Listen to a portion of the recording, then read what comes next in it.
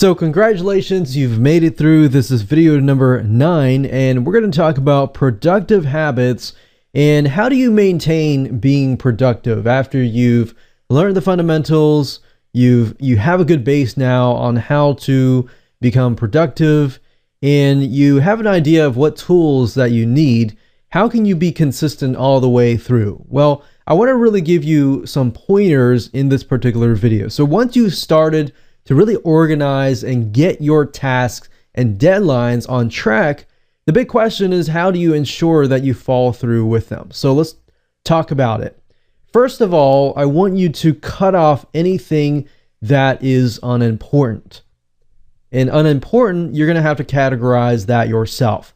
But, the phone calls that you get from maybe, random people or even certain things that could be prioritized, I want you to really think about, for at least the first week, try to cut off anything unimportant that you do not deem as something that's going to impact the 20-80 rule.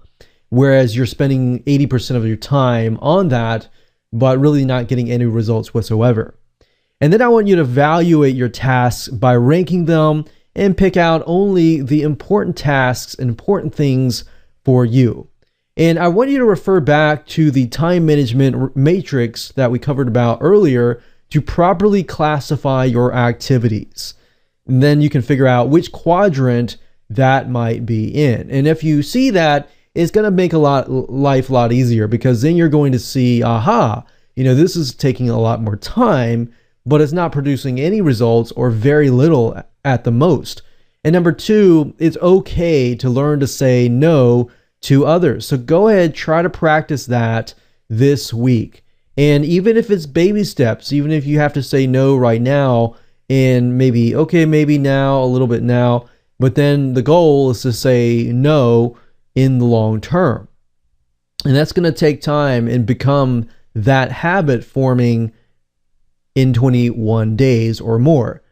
So like I said, others may ask you to do something that you feel is not value adding to you. So you really need to figure that out for yourself. And if you feel that you can make use of your time, better doing other things, then just simply say no to those tasks. And don't feel bad. I know you might feel bad in the beginning, but this is something in a process that you're going to have to develop yourself. So even if it's as simple as, someone calling you on the phone just to have a quick chat, or somebody Skyping you, or somebody Facebook messaging you for fun, or receiving an email with trivial stuff in it that requires you to respond, learn to say no. And if you have to cut things out, so for example, you use Facebook, but not for business or career, but you mainly use it for personal, it's okay to lessen it down. One thing that has helped us is we actually don't use Facebook as much unless for business purposes. And we've told everybody that so they don't get their feelings hurt. So if you're concerned about people and their feelings, then that might be something to do to try to minimize, the risk. In other words, this could be any type of distraction as well. So anything that really could take away your focus. And obviously you're not going to know that unless you actually prioritize your to-do list and place them in the 4 different quadrants, and then you will know. So third, you want to set time to have a break. And I know we don't think about breaks often, but the reality of it all is that breaks have a good impact and a positive impact on the way you work and how productive you are. Actually taking more breaks in between, like every 20 minutes you have a break, can actually help you out. And I'll talk more about that with the Pomodoro timers and how efficient that is and impactful that is to your life. So you want to do this strategically to optimize your energy use. And like I said, you want to figure out your peak energy hour and then optimize that energy use. And not taking breaks actually makes you less productive.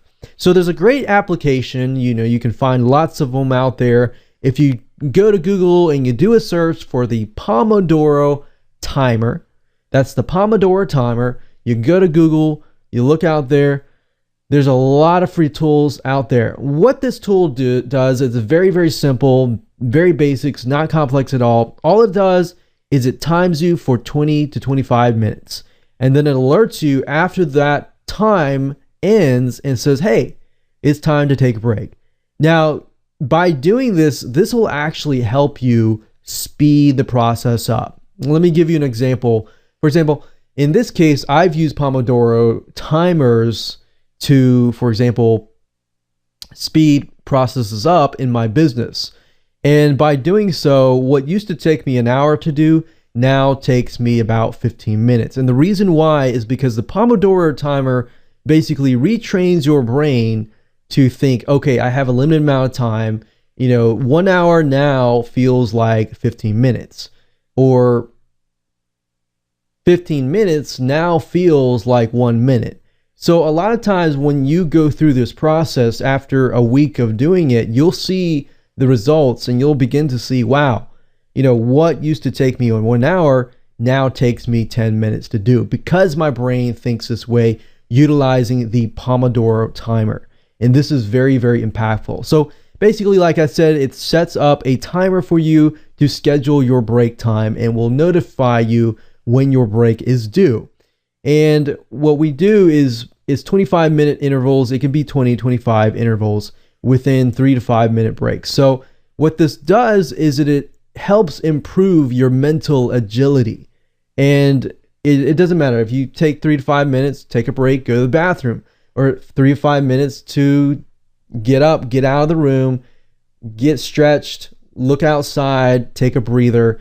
And it's amazing how much this will impact you and apply that 20-80 rule to your life. Number 4, I want you to remind yourself of what motivates you.